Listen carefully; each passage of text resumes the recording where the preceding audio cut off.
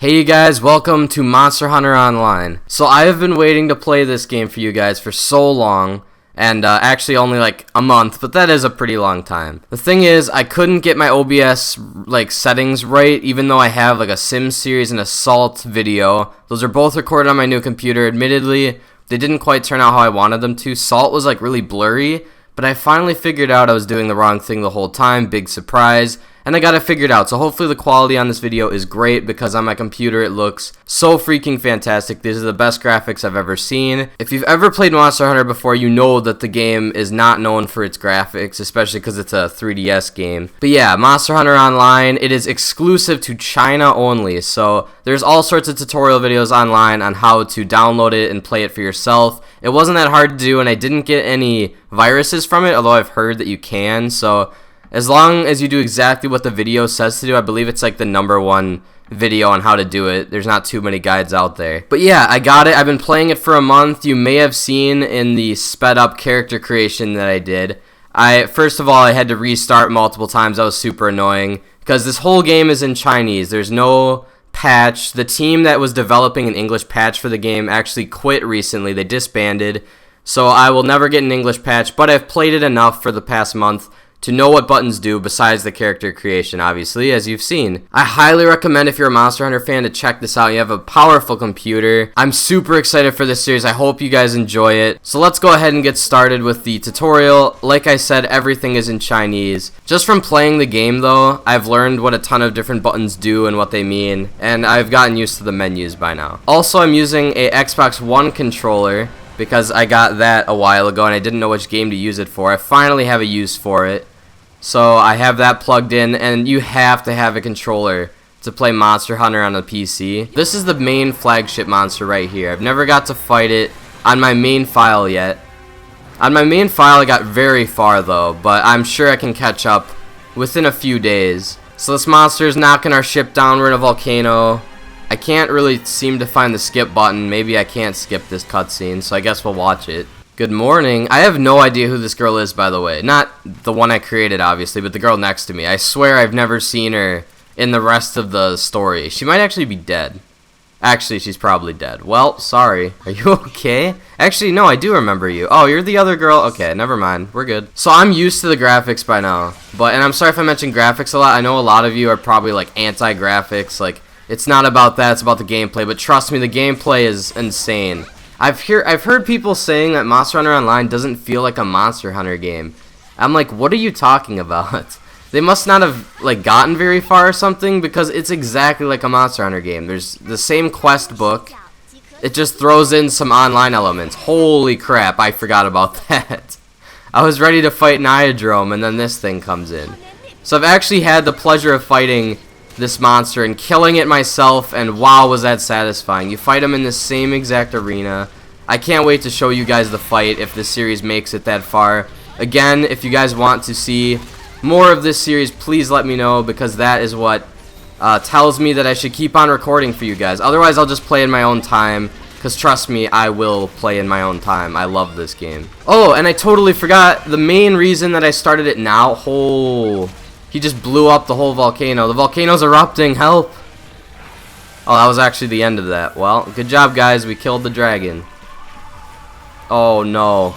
Mount attack. There actually is no mounting attacks, unlike Monster Hunter 4.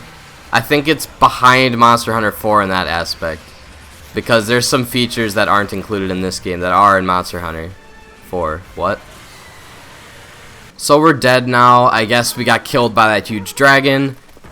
Somehow we're not actually dead. Apparently we're invulnerable, because every time we die, we just get carted back by these cats. Thanks for kicking me, bitch. Oh, this is the same girl. I guess she changed clothes and woke up here as well. I guess the cats just like rescuing us. Oh, what do we got cooking here? Potato soup? That looks disgusting. Anyways, the main reason that I decided to start the series now is, 1, I finally figured out the OBS settings. And 2 is because Monster Hunter World was announced, and that looks super fun, and it looks like they're finally bringing over the graphics that Monster Hunter Online has, and that the other Japanese Monster Hunter games probably have. Monster Hunter World has got me so hyped, trust me. I can't wait to play that. It's on PC, Xbox One, and PS4, I think, which is the first game that's done that, obviously. So here's an ogre. I haven't gotten to fight Zinogre yet, which is weird. I didn't think he'd be that late in the game, because on my main file, I'm like level 76 or something. So if you've played this game, you know that it's fairly high. I don't know. It's probably not that good. So this is kind of weird. Like, after we fight that huge dragon, right, that knocks down our ship, we just get thrown into this Zinogre fight. I don't know why, but it's like a dodging tutorial. It teaches you where to dodge. It shows where he's going to strike with his attacks, like that. And it wants you to dodge it. So I don't know why this is here now, even though I've already fought the dragon and stuff. Like, this would have been nice to know beforehand. I have, like, as many of those super attacks as I can. That was kind of weird. Like, the bar wouldn't deplete. You have, like, a supercharge move, which is basically the arts in Monster Hunter Generations, but you only get one of them, and I haven't figured out how to switch it out yet. So here, we finally made it to the main hub world. Textures keep popping in. That's always happened, even when I wasn't recording. So I'm sorry for that. I don't know if my computer can't handle this game, which would be insane in my opinion. Or if it's just, you know, it's an online game, my connection isn't good in the first place, and it just might, like, not load the textures properly for some reason. Also, I'm playing a Chinese game in America when I really shouldn't be. That could also lead to some issues, I would say. So here we go. This is where newcomers get insanely confused and probably end up quitting. So here's a great tip. This worked for me. This is exactly what I did. I didn't use any guides. I figured out everything on my own. Basically, I used Google Translate. It has this feature where you can turn on your camera, and whatever text you point the camera at, it can translate it. So obviously this game is in Chinese. So if you set it to Chinese to English and then point the camera at the screen, it translates every word on the screen as best as it can. And you can really piece the words together, use context clues and stuff, and figure out what everybody's saying, what you're supposed to do, the quests. Plus it helps that all the controller buttons, as you can see, are in English for some reason. And like numbers are in English. So if you can put all that together, then great. If you can also just follow this walkthrough if you're a newcomer and figure stuff out that way. Pretty much just press B on your controller to just accept everything, and A to go back. It's the 3DS controls on an Xbox One controller. That's what kind of confused me at first as well. Here's another really helpful tip. If you press the tilde button, which I think is what it's called, it's a little squiggly underneath the escape key, that switches over to your mouse, which helps you click on like separate boxes that you can't reach with your controller. And the game is giving me all sorts of prompts to click on certain things, even though there's nothing here. Oh, okay. I don't know what that was about, honestly. So here we go, our first mission. This mission sucks. It's just a weapon training mission, which I guess would be useful if I didn't already play the Monster Hunter series. That's another thing. If you're brand new to the Monster Hunter series, don't play Monster Hunter Online as your first game. You will have no idea what's going on. You need to be a veteran in order to like understand the basic concepts. That's also what helped me understand what the hell was going on. So one of these buttons, I had no clue which one, gets me out of here. Give me a second to press all four. It's probably going to do all sorts of different crap that I don't want. Okay, maybe if I press one of these check marks. Oh, I just turned it into a Zinogre. That is not what I wanted to do. Please help. Get me out of here. I don't want to fight Zinogre. What the hell did I press? Do not click the checkbox. Do not check this. Again, I'm going to try to set this playthrough also up as like a walkthrough, so that if you guys are new, you guys will know what to do. Although I'm not very good at walkthroughs, so sorry if you get a bit lost. You can always ask me questions in the comment section. I'll be happy to answer them. And I'm hoping you guys can help me out if you guys have played this before. So I is your inventory. You get all sorts of gifts. This is a MMO.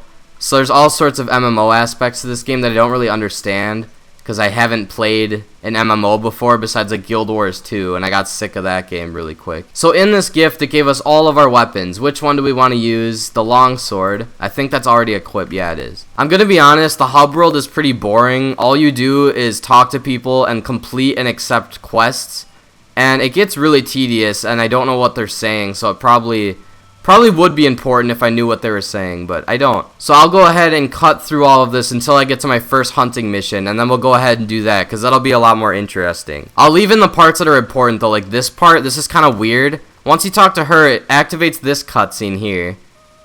Nice low textures there. I'm sure they'll pop in any second now. But she sings for like 5 minutes, and it confuses me. Like, it's not even in Japanese, well, the words are, but like, even if this was in English, I wouldn't know what the hell is happening. Wow, thanks for the song. I totally didn't just zone you out that entire time.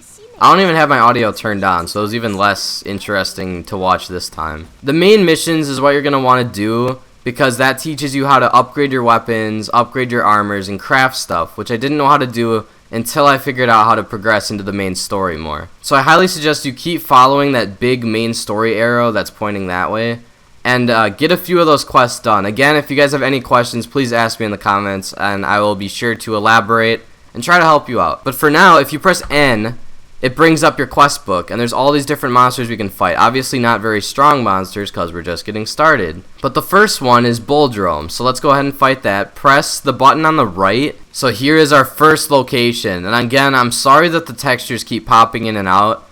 The game looks pretty darn good, though, besides that little detail. But Monster Hunter World, it has this like weird new grappling system where you can like swing from the ceiling, and it looks like there's like dinosaurs for some reason. It looks very westernized. Oh, that Bulldrome just knocked over that tree. There's all sorts of environmental stuff. Oh, and oh man, I'm just getting so hyped about how good this game is. I was just playing Monster Hunter 3 Ultimate because I wanted, like, I don't know, I just got bored and I was playing it on my DS. And there are so many features that this game has that the ones in America don't, and it's so much more fun to play this one. I'm sorry, but Western games are nothing compared to this in my opinion. But when you slash, and I might be able to give you an example next time I knock them down like that right there. If you leave certain slashes, I don't know if it has to be deep or something, I don't know. But your manual like slashes just normally from cutting it up will appear on its body. And I can't get any to appear right now, which is great. That's just destroying my whole point. Come on, let some slashes appear. But like it'll leave little red cuts wherever I slash into its skin. And like if you use a hammer, it'll leave like these dent marks on it. And that's so cool. I've always like dreamt about that as a kid. Having a game where when you cut into it, it actually leaves like damage, like wherever you slash. I've cut up the entire inside of a monster's mouth before, just from like hitting it in the head a lot. It's so cool. And that's in addition to breaking off parts, obviously. Is this thing limping? I've never seen a Bulldrome limp before. Huh. Well, it's almost dead, and it's not even 5 minutes. I usually consider that my goal is to kill a monster under, like, 10 minutes. But for these starting ones, I usually go down to 5. Because they're really easy. Like, I mean, I guess I've played the game before, too. That probably helps. But you shouldn't have any trouble with the 1-star quest. Look, he's already dead. That wasn't very hard at all, now was it? Go ahead and skin it. Now, the one thing that you'll probably never be able to translate and fully understand is the monster parts. So that means that weapon upgrading and crafting weapons and armors is going to be really hard because you won't really know which parts you need. But fortunately in this game, the whole crafting system has been like revamped or something. I don't know if it gets different the further you are in the game, but it's like very simplified and I love it a lot more. It's actually kind of like Monster Hunter Generations crafting system, and you'll see what I mean once I get there. Oh look, right there in its skin, it left a little slash. Do you see that? You'll probably see it later on another monster, but that's so cool. I just cut my sword there and it leaves a mark. So that actually boosted me to level 7. Holy crap. I guess it's because I got the highest trophy. You get graded on your performance out of 0 to 100, and you get different trophies based on how close to 100 you get. So if you get 100 on every monster in the beginning, you get some insane level ups. Even just by doing the mission, you just get good levels. But I mean, level 3 to level 7 after one mission's pretty good. And then real quick before I end the episode, I'm sorry there hasn't been a whole lot of action, but this is the first episode. Next episode, we're just going to be killing monsters and upgrading gear. Good old Monster Hunter stuff. I'm just going to point out the main NPCs that you're going to want to talk to, and the ones that you'll be talking to the most. So here, this guy is actually your inventory box. So again, press the tilde key, or whatever that little squiggle line is called, and then click on the top option, and this is your inventory management, where you have to put your gear away into your box, and just right click on things to transfer them between box to box. For some reason it starts you out with like 20 of everything and 99 potions. So that's mainly what you'll be using him for, and you're gonna have to use that often because your inventory gets piled up really quick. The cat is gonna be your feline armor once you buy a feline, which isn't until a bit later. This old lady is going to be the gem person who puts like the gems into your armors and weapons. And this is the most important NPC in my opinion, the blacksmith. So right now he only has 2 options. And the first one is to buy and sell, obviously. The second option that he has is, I don't even know. Oh, this is your weapon upgrading system, and this is how you craft weapons and armors. So the first tab is weapons, and I don't know what they say. Just click down it. You can tell by the icons which weapon is which. But anyways, here's your armors, and you can tell from the picture below which armor belongs to which monster. And you can see here that it's 0 out of 15 parts. So if I were to have killed a Yankaku here, let's go to Boldrome to make it easier. So these are the parts that I got from him. Apparently I got a really rare part because it's worth 10 points. And you want 15 points. As you can see, 0 out of 15 down there. So if you add these different parts, it adds up to 15. And then you can craft it. However, I don't want Boldrome armor. It's pretty bad. I'll wait until like Yankaku or something. I'm probably going to craft a new weapon next, but we'll do that next episode. And then you unlock more options later for that guy, and I'll explain those once I get that far. Over here is where you eat and get your food and stuff. I haven't done that at all yet, so I don't know who you're going to talk to if you want to do that. I guess you can probably just sit down at this bench here and get a meal, but again, I haven't had to use that. Here's this dude. This is your normal merchant. You can buy and sell potions and other important items and consumables that you're going to be using a lot, like paintballs, cold drinks, hot drinks, you know, that stuff. This dude is pretty much the trainer. He like trains you to use weapons, and I think he's also the weapon art dude who can change out your weapon arts, but again, haven't really had to do that, and I don't really need to do that. And finally, the last important NPC I can think of is going to be this guy, but that comes into play later. This is the dude who runs the farm, and then the farm is back there. And he has all sorts of options. Oh, and this girl you can buy your feline from. I don't even use the feline. I accidentally bought it, and he ended up sucking, so it doesn't matter too much. I'm sorry this has been a bit of an uneventful and pretty boring episode. We got one fight in, and that was Boldrome, so not very exciting. But trust me, after this episode, it's going to pick up pace real quick. We'll probably just be hunting monsters. No more in-between stuff unless you guys want that as a bit of a walkthrough. Because again, I like to think I know what I'm doing by now because I've been playing this game for a while, and I think I have the formula pretty down. And anytime I look something up, it seems like other people didn't really know. So if you're just getting into this game, let me know if you have any questions in the comment section. Let me know if you'd like to see more, and I will see you guys in the next episode.